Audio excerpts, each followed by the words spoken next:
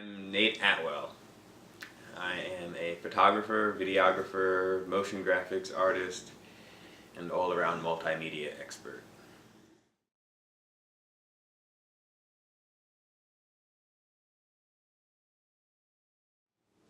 Well, visual arts has such wide implications. I think recently it's been used more politically than ever. It's the last bastion of free speech, and it's the last bastion of discourse and political thought. And you see more and more politicized image and language, and the language of images in graphic design, in commercials, and even in just the industry. The super PACs are popping up, and so every now and then I do a lot of work for political organizations, and that definitely politicizes my work. I've done work for Slutwalk DC, graphic design, posters. So if the graphics arts are becoming more political, I think everything's going to become more political. It's going to lead to better, I hope, maybe a chance again at a democracy. I don't know, because everything becomes more political. Money becomes more political, and money's already political. But that's the only reason graphic arts is becoming more political, because there's money in politics now. I don't know if I like that.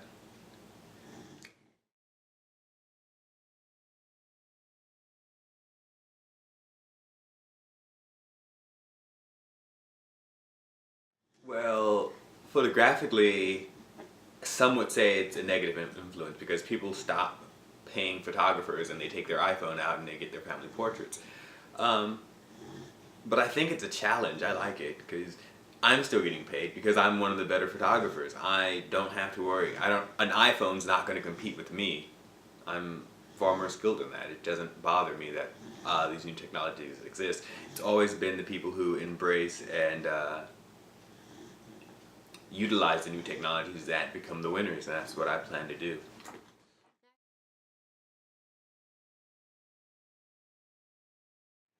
I'm skilled, I'm trained, I've taught myself, I know what I'm doing. I could take a good picture with a phone, or I could take a good picture with one of my more advanced cameras, I don't care.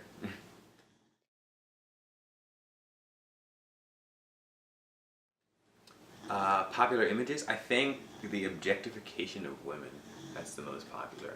I mean, I watch a jean commercial and it's a woman who's topless and she's like, jeans are freedom. And you know, jeans aren't freedom. Freedom would be no jeans. Perfume commercials, very objectified, but that makes more sense, being perfume is a sexual thing, and our culture likes to objectify sexual things. But I don't know, it's just everything has to be sexual. I wouldn't be surprised if the new Nikon comes out and it's a naked woman holding the camera, just slightly covering her nipples. I think that, I don't know why it's so popular. I mean, we've seen naked women before.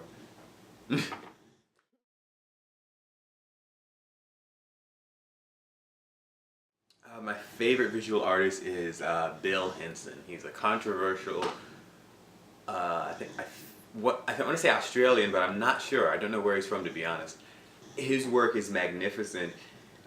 Huge, epic landscapes. They're gothic, they're dark, and they're very sexual, and they're very violent. And they take a lot of influence from Renaissance style paintings, and he really merges photography and photo manipulation and creates something that makes you feel.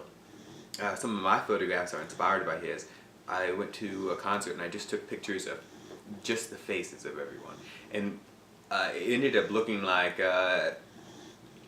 some looked like it was a religious experience, some looked like they were in pain or fighting or in the midst of orgasm, but it was perfect and it was really wonderful. And I got that idea from looking at his opera series, where he did the exact same thing with audience members at an opera, and it told a wonderful story, and I think I'm going to try something like that again with now that I have a little bit more skill and a little bit better.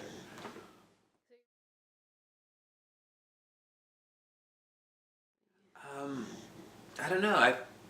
I don't think I'm going to be aware of it, but in like 50 years, when some students interviewing some other industry person, they're going to say they like Nate Atwell's work.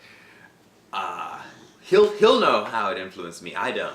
I don't know. I know how Bill Henson influenced me. I know how Larry Clark influenced me. I don't know how the Mona Lisa did. Like, we grew up with the Mona Lisa. We grew up with Frankenstein. Those are just innate in us. It's